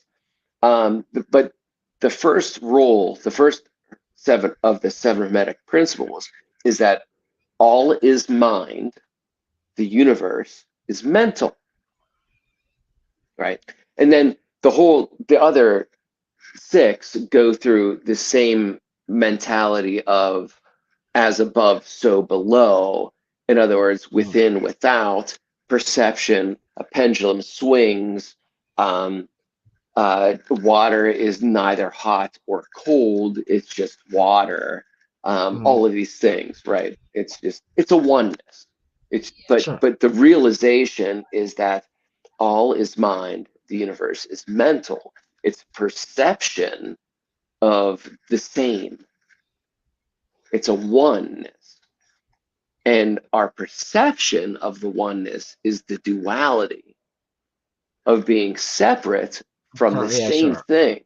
And we're all experiencing the same thing in whatever fucking frequency we're allowing ourselves to fucking turn the knob of the radio station. Right? Because all that information is flying through us. It's available at every moment of every day. But if you can be the antenna of the car that you believe exists outside of you, you believe the automobile has the radio in it, and the automobile is only going to be available to you when you allow yourself to make enough money for your society, something bigger than yourself, to give you that car, to trade something, to be in the car every once in a while, that you can now access the radio station, right? One at a time, to receive the information of one click of the dial. Only, you know what I mean? So it's all these like mental perceptions of all is mind, the universe is mental. And so when that jumps into space-time, which is now time-space, and the realization that as human intellect, human perception, individualized, right? And that's the fuck up. That's the fuck up of this game, is the individualized, right? Duality, individualized, versus the source, the all, right? the individual, the connectivity. When we start perceiving separation, is that there are these steps to getting back to connecting to the information that is always around us. We just need to calm ourselves to realize that, man, those things that we can't fucking relate to, well, that's just a mirror of a part of yourself that you got to fucking deal with. And when that person comes to you and it's your father and they're sitting in a bed someplace, you know, and they're dealing with all these repercussions of illness and choices, Sure. and you think to yourself, well, I don't want to invite that into my day by connecting to that by a perceived moment of all this mind, all this mental connectivity. Now my connectivity is the matrix providing a phone that I could connect to a part of myself, right? A part of my possibilities, right? And relating to, and inviting that vibrational content into my mental state. And there are people walking around with content of other people's mental states constantly. Facebook is a prime example of this. I'm going to show you that there is a child who's dealing with this, and their parents have, and they're this, and I want you to pray for them now. Right. And be a part of this prayer chain, because this brew, brew, brew, brew, brew.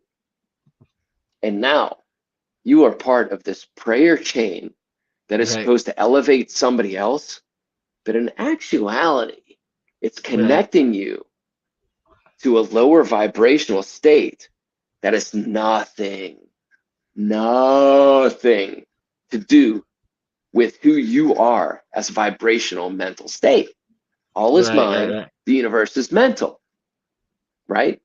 And as you said earlier, there are people walking around and they're in their own mental state, and their world is a succubus. And when your higher fascination connects to theirs, they're like, oh my God. It's like a fucking moth, and they just want to fucking eat you up so much. They're so excited. It's like a wrestling match. Yeah. I mean, it's the opening scene to Highlander. Right. My sister Laura just sent me a Highlander thing today. I know, she did to me too. Yeah. A bumper sticker. Yeah. But you see what I'm saying? Like, I'm glad we could. Yeah. Thanks for letting me rant a bit. Yeah, I mean, and those people that are there, and you don't always know, because sometimes there's so many people out there that are in that mind state that when you wind up connecting with them in any fashion, which is coming from a higher place or whatever it is, it doesn't excite them. They don't want to eat it up. It makes them uncomfortable. It makes them uneasy. It makes them almost fearful to some degree. Right. So what's the response to fear? Yeah, that was a weird little glitch. It's kind of like fuzzy. I heard you the whole time, but it was like this nice little fuzz. There we go. Hello. I'm back. You never everything left went mine. like super slow. Okay. Everything went super slow-mo for me. All of your pixels just got bigger. Like it was like this, like a big blur. Oh, there you go. Now you're gone.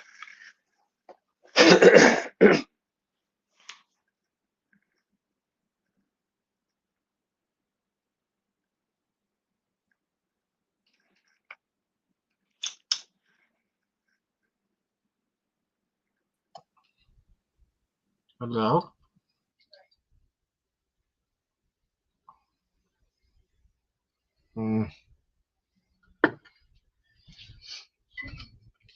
We just lost everybody, everyone. So I'm gonna shut her down.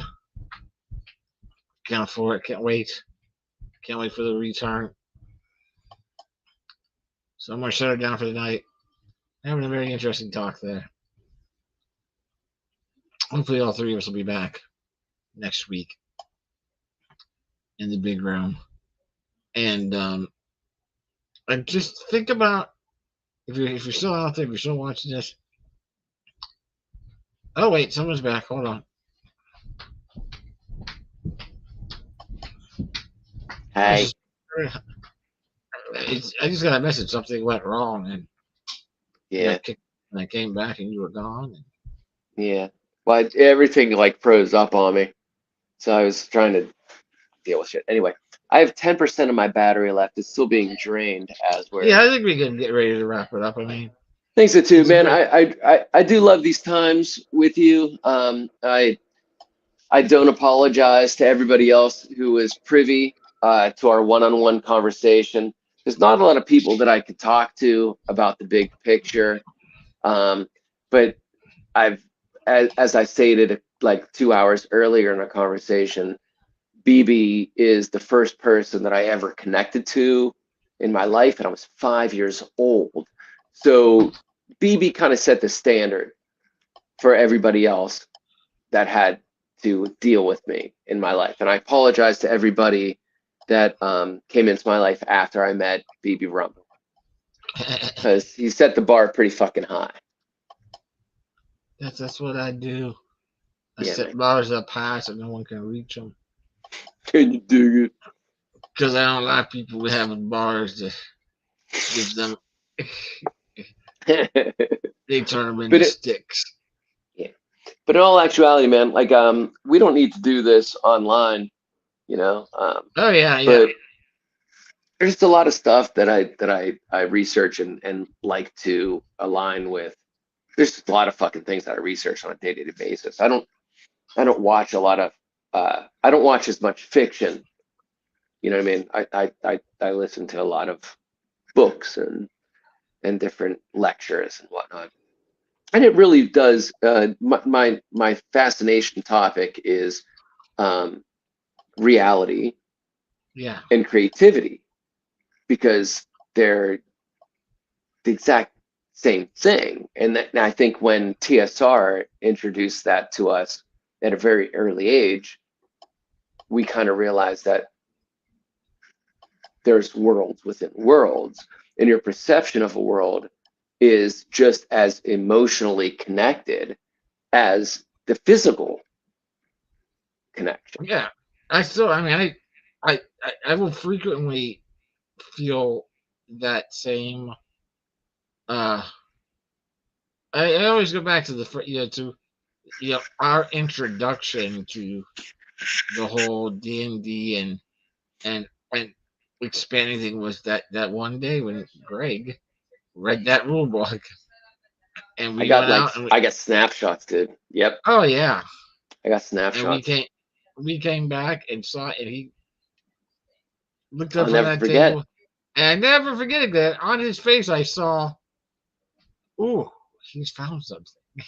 He's found something that I want to be involved with this, because before that,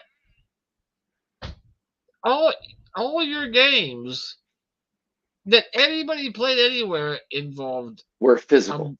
It had a board of some kind. They were physical. Some sort of defined rule as to if and then.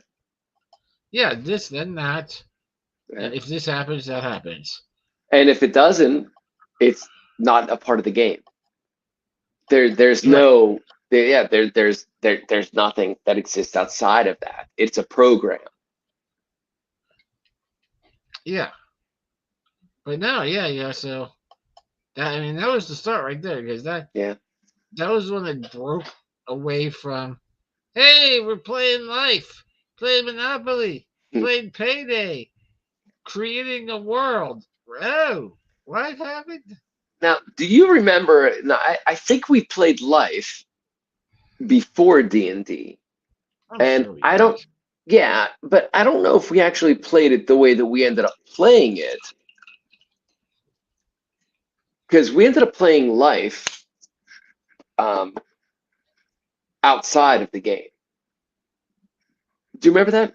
So for you out there, there's a board game called You Can Be a Winner at the Game of Life. And it was a nice board game, but it had cool little cars and it had a three-dimensional bridge, which was new. And when your family grew, there were little plugins that you put into your car. But we did actually create an imaginary world using that, the same way that we ended up doing it later with Car Wars. Oh yeah. Yeah, but I wonder if D&D was in our world, and that's why we looked at this board game as like, that's just an idea, and we can bring our ideas to this form, shape. I don't remember if we were playing with that form. I mean, the thing is, like, before the age of 7, it's still in theta mind waves, but your mindset is still in theta, and so everything is a dream state, and you deal with possibilities instead of connecting to ramifications, which ends up coming like much later in life. But nevertheless, like the so-called reality, you start getting it's like when you wake up in the morning from being unconscious in the dream state, and it takes a couple seconds to forget everything, all of the adventures you've been sussing out, and all the problem solving, and all of the multiverse you've been connected to. But it's like 10 seconds, and then it's gone. Oh yes, yeah. And so like our childhood is like, they say the first 7 years is that, and then after that, the dream gets sucked away into the roles, roles, And you and I both were indoctrinated. Is that the word? Into the game that has no boundaries. Night, Neil Gaiman. You say night, good night. Neil Gaiman's your place. Night Gaiman. Yeah, it's a good answer. Night Gaiman. Night Gaiman. Okay.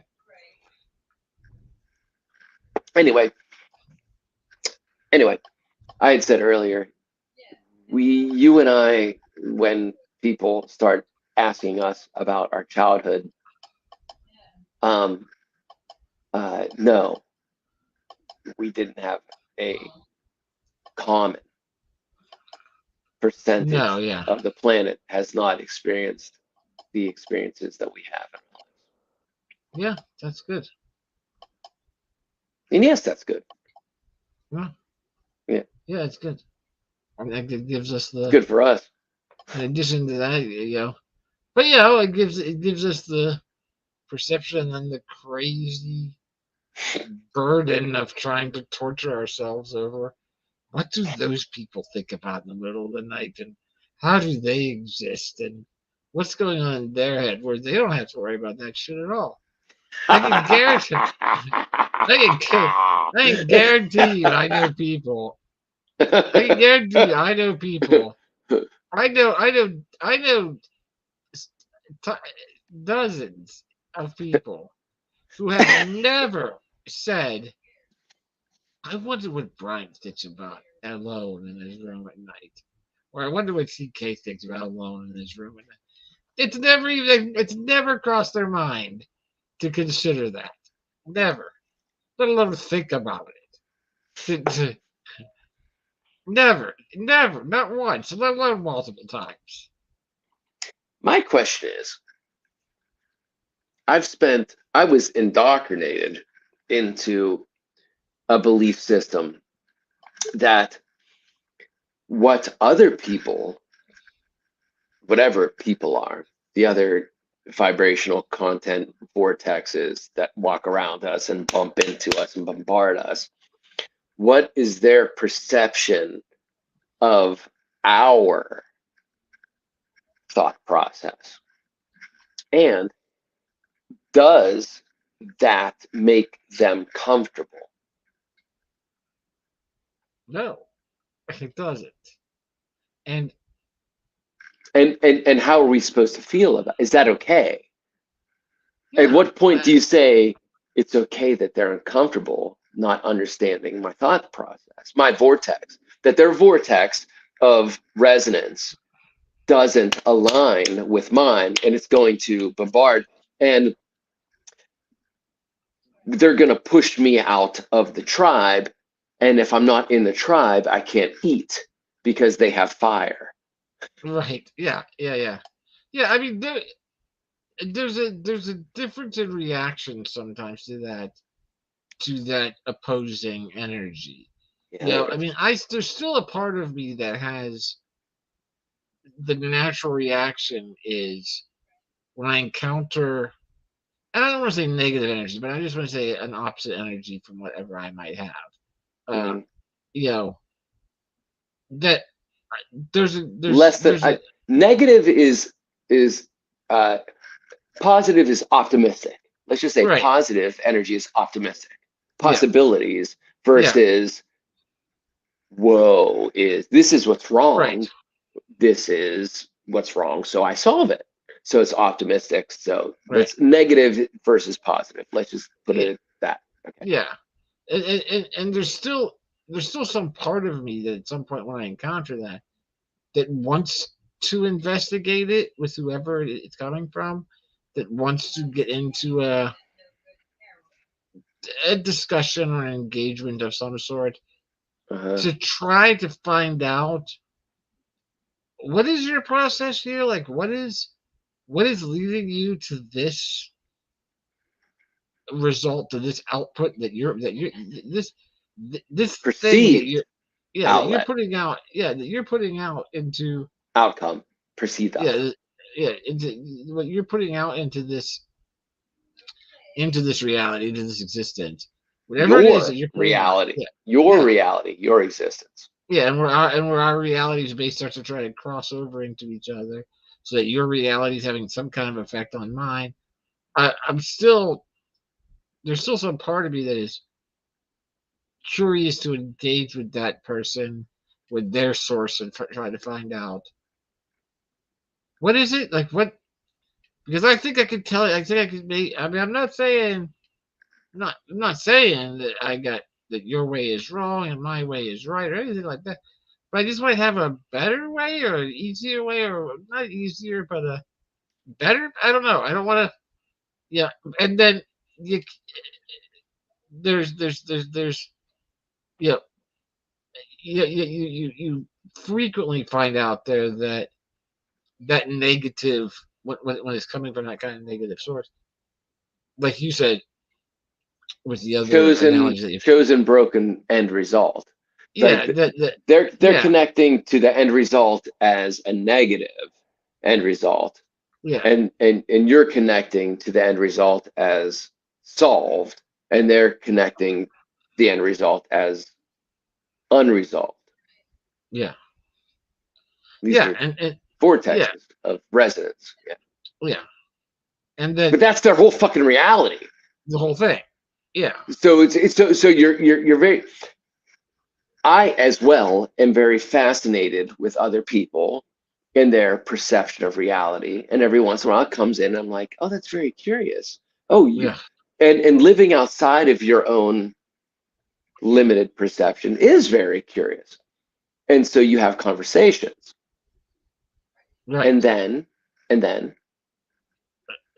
think I have to make a decision that because some. I mean, I still believe that there are situations where you have that conversation. Maybe it leads to some kind of connection or spark or fucking try, something. dude. Fucking try. But sometimes, a lot of the time, it is just this where you just where you just like you described it earlier as that drain, that weight, the thing that you are now connected to if you allow yourself to become connected to it. If you allow yourself, that's the lesson. That's the big lesson. Yeah. What You does that mean? allow yourself to, instead of now you have the you have to Right. but you have to. They're your community. They're your Yeah. family. You have to. They're your responsibility. Right. What's Yeah. your responsibility? Seriously, Yeah. what's your responsibility? Not that. Not. Everyone.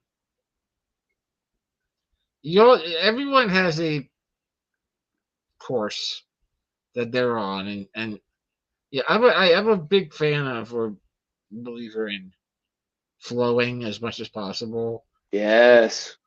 Finding that I'd like to think, and not to try to go into, you know, visualizing it or describing it, but I'd like to try to imagine the universe of my passage through it as some sort of liquid movement, streams, currents, Hmm. eddies, whirlpools, Yes. and that, Yes. if you get in the right current and the right stream, it Huh? takes a lot less paddling Oh to, yeah. to get you where you want to go. You know, Absolutely. and Yep. if you can see far enough ahead, Yeah. if you can look far enough ahead, and try to do it as objectively as possible. Try not to do it from your specific viewpoint or your specific goal, but just look at going. So what's happening in the universe? How's that person acting? How's that person reacting? What's that person likely? And just some combination of streams and gravity to stay away from the people whose gravity is going to pull you out of your current stream and force you to Each paddle hard. person is its own, like we said, vortex. So you Yeah, could look at an individualized, somebody that believes they're an individual, or the universe is mental. The universe is mind. It's mental. So each individual as a rock. And if you are in a kayak, right, right. Yeah, and you're flowing in the time slip, right, the stream, time, space, time is space, space, time. It's a perception of thought and end result. That is time, space. That is the only yeah, thing, like, anyway, that's another conversation that I'd love to get into. But and many people, many philosophers look at it as, like you said, it's a river. So if you look at it as an individual as a rock, sure. or something that is planted, and it's either flowing around them and they're guiding you with it, and Right, they sure, are sure. guiding the stream, you're either Right, going to align with it or it's going to propel you.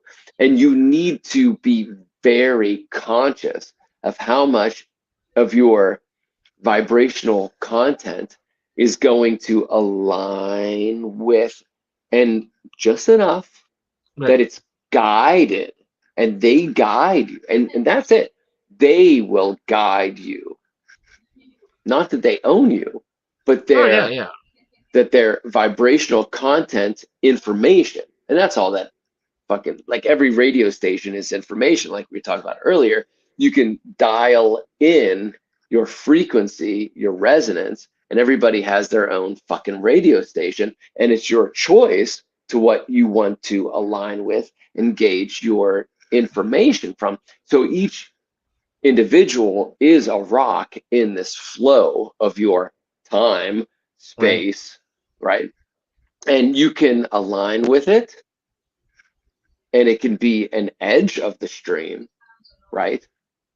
Or it can be a rock that you need to acknowledge, know its presence, learn from it, so that you can progress yeah, past it. yeah. It's not the end of the stream. Nothing is the No, end of the stream. right, Even our death is not the end of the fucking stream. Energy cannot be created or destroyed. So right, nothing is the end of the stream.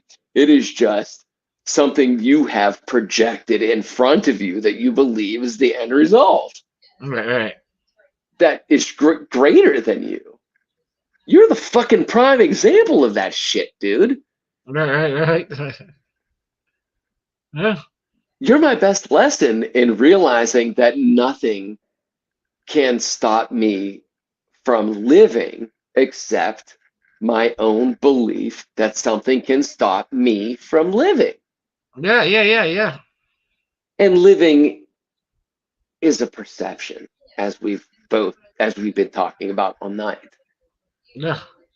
And it's Yeah. not even my perception. My perception of living is vastly different from your perception of my living.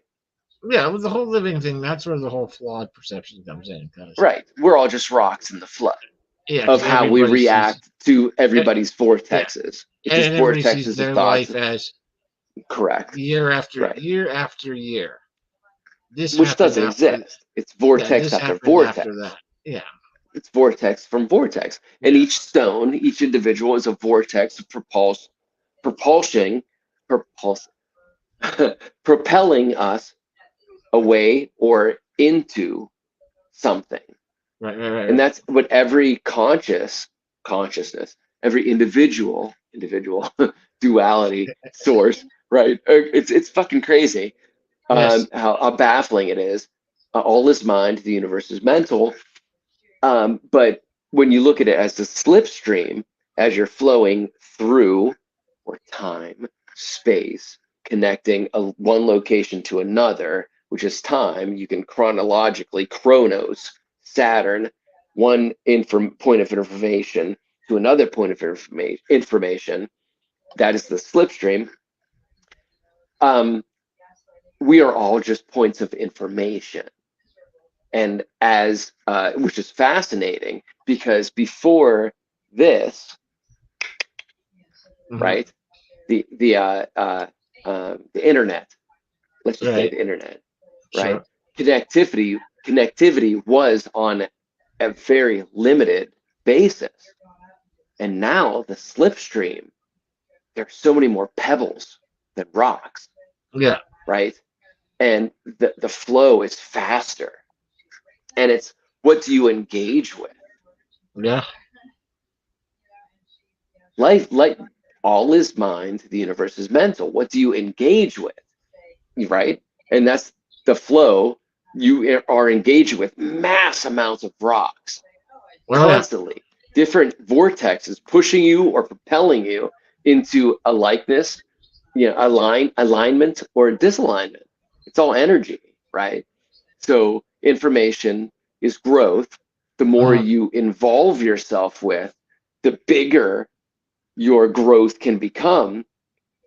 But the more you involve yourself with at the same time is Yeah. could really fucking destroy you in the same process.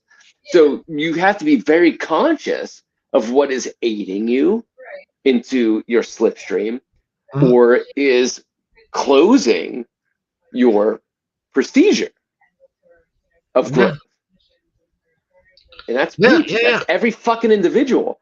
And like I said, man, like, dude, the fact that I met you at the age of 5 is very wonderful for this life lesson as we go through it again and again.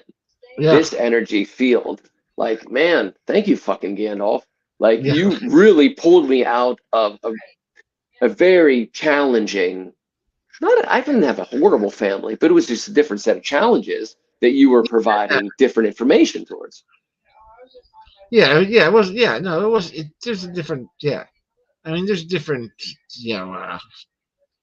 Different sorts of challenges that everybody has, and there's definitely some. There's some weird, odd uh, uh, Anomalies? anomalies. Yeah, I don't know. That certain figures in your family may have had, and Yeah. yeah, you know, Yeah. And samesies. Everybody. yeah, no, Everybody, yeah, dude. yeah. Yeah. Yeah. Thanks for doing this journey with me, man. That's it. It goes both ways. I think it's definitely both. Supposed You know, to. yeah, because I don't like many people. I Yeah, don't. me neither. I don't like many people. But I work with people. I work with people. I By the way, I collaborate with haven't. people. I was just gonna say, but I still remember. I still there's very few activities that I have engaged with that involve other people that I go, man, I would do that again right now. I would do that again right now. Yeah, and I think back to things like playing Dungeons and Dragons or making the Car Wars characters, or even the Twisted Metal games and the drinking games and you know, I think of those things, and those are rare instances where I just go, Pure oh, joy. I would do that. I would do that right now. I would totally Oh, do that pure right now. joy. Pure Yeah. joy. You know. By the way, I haven't checked it out yet, but there is a Twisted Metal television show now. What? Yeah. Come It's on. yeah. Through who? Through Like through who? NBC.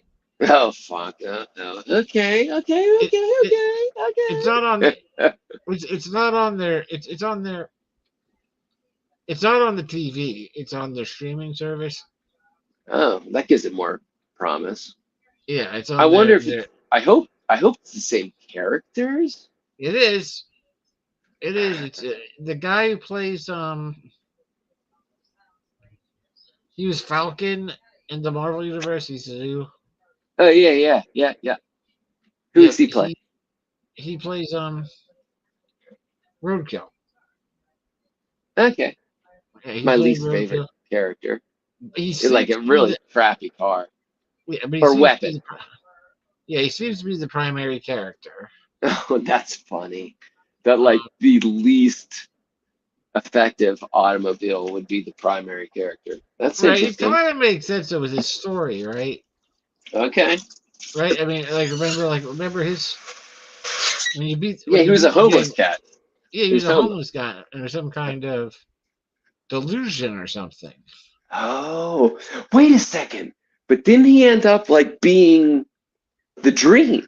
Yeah, he was like the dream. Yeah, Yeah, like it actually was his world. it was his Oh whole fuck, that's world. what Yeah, we've been talking about all night. yeah. So it could be good if they All go is that way. mind, the universe is mental. Yeah, And but it's fascinating that one who was like, the one person that said that society is broken mhm. and was rejected from society or Yeah, homeless or mentally unstable is the dreamer of the dream. yeah, he's definitely Oh, there. that's interesting. Sweet Okay, Tooth let's get is together there. and watch it. Yeah, Sweet Tooth is there. Twister is there. How often, when are your days off? Like The that I can weekends come though. over and watch something. The Saturdays are usually pretty decent. Weekends are I'm off on weekends now. I work Monday through Friday mostly. Sunday night? Sunday night isn't bad, yeah. Yeah. I don't know. I'd like to be at High Hold again and like Yeah. watch something in the same room. And maybe Yeah, that's something that we do. yeah, I have not seen any of that. Yeah, I think it's out now, I think. I just saw a commercial for it somewhere, advertisement or something somewhere. But I'll have to look it up. See, but yeah, I would love to. I think we have to watch that together. We have to check that out. Yeah, great. Yeah. Yeah, absolutely. See if they the look of it looks decent, but it was a teaser thing, so I saw fucking 30 seconds of it, but Okay. the look of it looks decent, and we'll Okay. see. Well, I you know did what, go man? see- The D&D movie that we just watched Yeah, was above and beyond what we thought it could yeah, be, and it was yeah. wonderful. Kids watched it again. We watched it again. I was just last night. I told Karen. Yeah, it was just last night. I said I'm gonna watch that Dungeons and Dragons movie again. I'm gonna watch it again. It's actually better. So I 'Cause couldn't be there for the whole thing, so I had a gig that night. But like we were trying to figure out what to watch. they loved it. Again, they loved it even Yeah, more, I think, the second time. I might do that as soon as I hang up here. Mm, But awesome. yeah, we Awesome. wound up. We watched well, last night we watched a movie called She Said, which was kind of it was a nonfiction. It was based on it was based on the whole Harvey Weinstein Oh thing. Christ! Yeah, Yeah, the whole man. it was based on those Yikes! reporters, the Yikes! the journalists that. Did you learn anything helpful? It was a good movie. It was a fine movie. Very Yeah. much like All the President's Men, or one of those good journal movie. We were supposed to watch it though, because earlier in the day we had been watching. There's a podcast called Smartless. It's If my you favorite. Is it okay? Well, there's a. Did you watch Dude, yeah, the? man. We've been talking about this to you for years. Did you Like watch? how Did you watch the? I watched the first two. Rebecca's watched them all. Okay. Yeah, the tour. Yeah, Yeah, the tour. It was great. It was yeah, hilarious. It was fantastic. yeah. Have you listened to the podcast? A few of them, but I haven't Okay. gotten into it. Yeah, I've listened to like at work. Right. Like that's yeah, man. That's what I listen to. Yeah, One of the things I listen to. Yeah. when we were watching that tour, in one of the episodes, I just took note. I was like, "Oh, they're staying at a hotel," and it was the Peninsula Hotel, is what it was called. Okay. The Peninsula, and then we watched that in the daytime, and that night when I was trying to think about, you just watched Dungeons and Dragons, and all of a sudden, our Amazon system, I Yeah. said something, and it just activated on its own, and here you go, and then put up a list of like 6 movies, and we were like, what did I even say that would have not only activated but put it up? And one of those movies was She Said, which we had never really seen before or anything. But yeah, let's watch it. And in that movie, they go to the Peninsula Hotel. Yeah, in that movie, they go to the Peninsula Hotel, which was like, what? Yeah. And then Algorithm. and then later in that movie, they show her taking an exit on a freeway, and it's the exit where Live World is based in San Jose. It's the exact exit. It's the same. Karen and I took the same exit when we were out in California. Do you know the way to San Jose? Yeah. And they take an exit right there, and then we pause it, and you know how on Amazon they show you the actors, Yeah. in this scene, Who they are, and yeah. Yeah, and one of the actors' names was Peter Friedman, which I was like, what? That's the name of the president of my company. Oh, that's crazy. Yeah, it wasn't Peter Friedman, but there was an actor. It was not the same person, but yeah, synchronicities. Synchronicity. Yeah, he was in a movie that they exited that led to his company. San Jose. San Jose, Stevens Creek Boulevard. And the only reason we were watching it was because it picked up for no reason. The Peninsula Hotel was there on both. So things got kooky. Nothing is trivial. Nothing is synchronicity. We have to watch The Crow again without him. Because how I could get he says he didn't like it. His memory says he doesn't like it. His memory from whatever reason. You watched it with what was her name? Veronica? Come on. No. The one just not his wife, but before. Oh, he just rewatched it. He just rewatched it with her with what's her Slay Princess Slay. Yeah. And she hated it. Yeah. Whatever. But I mean but he watched it in the past and didn't. No, he said that it didn't hold up well. Like he remembered loving it, but then when he watched it again with her, gotcha. Like, it didn't hold man. Up well. Yeah. Hey, this is also tying into what we've been talking about is the perception of your reality based off of other entities' perception.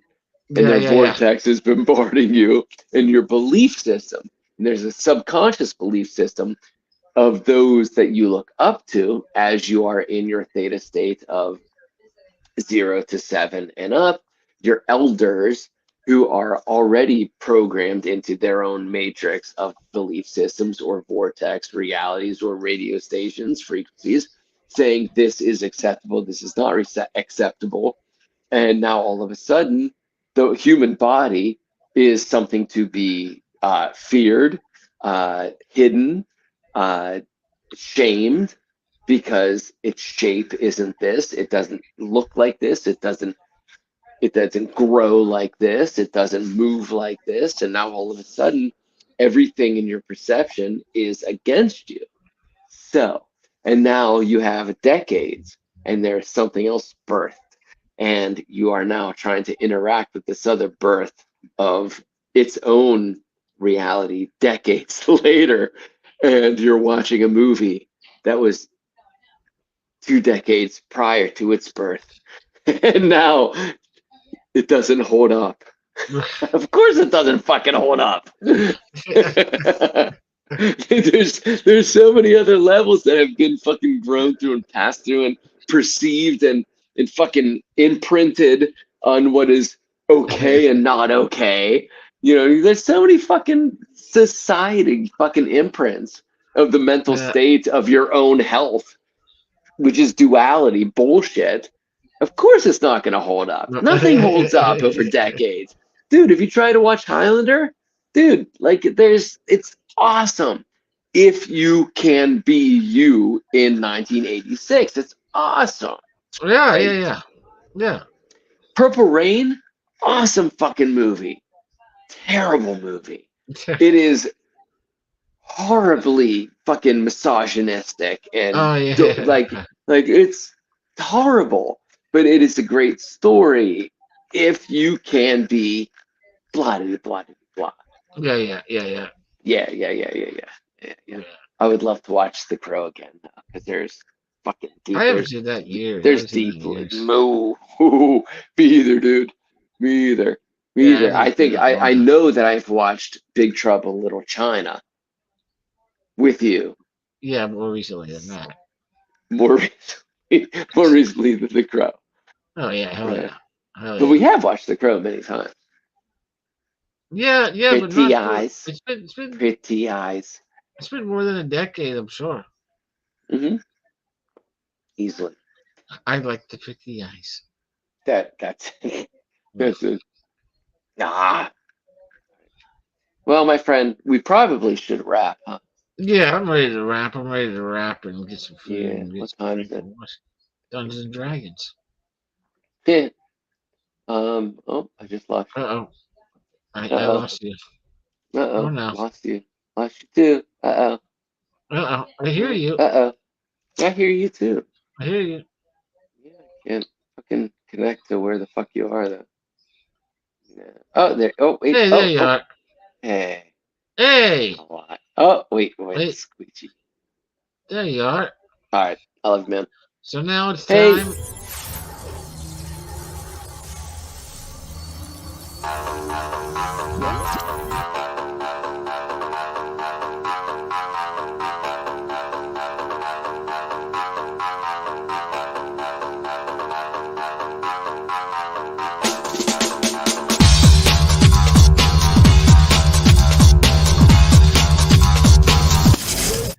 I'm scarred for life, but I'm set for life, and I'm set for life, but I'm scarred for life. And I'm coming at you. I'm fucking crazy. I'm fucking psycho. I'm fucking insane. That's the fucking chorus right there. You nailed it, dude. You nailed it. You nailed it, and you visually transformed into fucking Joe Rogan. You did. You fucking, Joe Rogan, yeah. Yeah, you did. You visually transformed into Joe Rogan. It was amazing.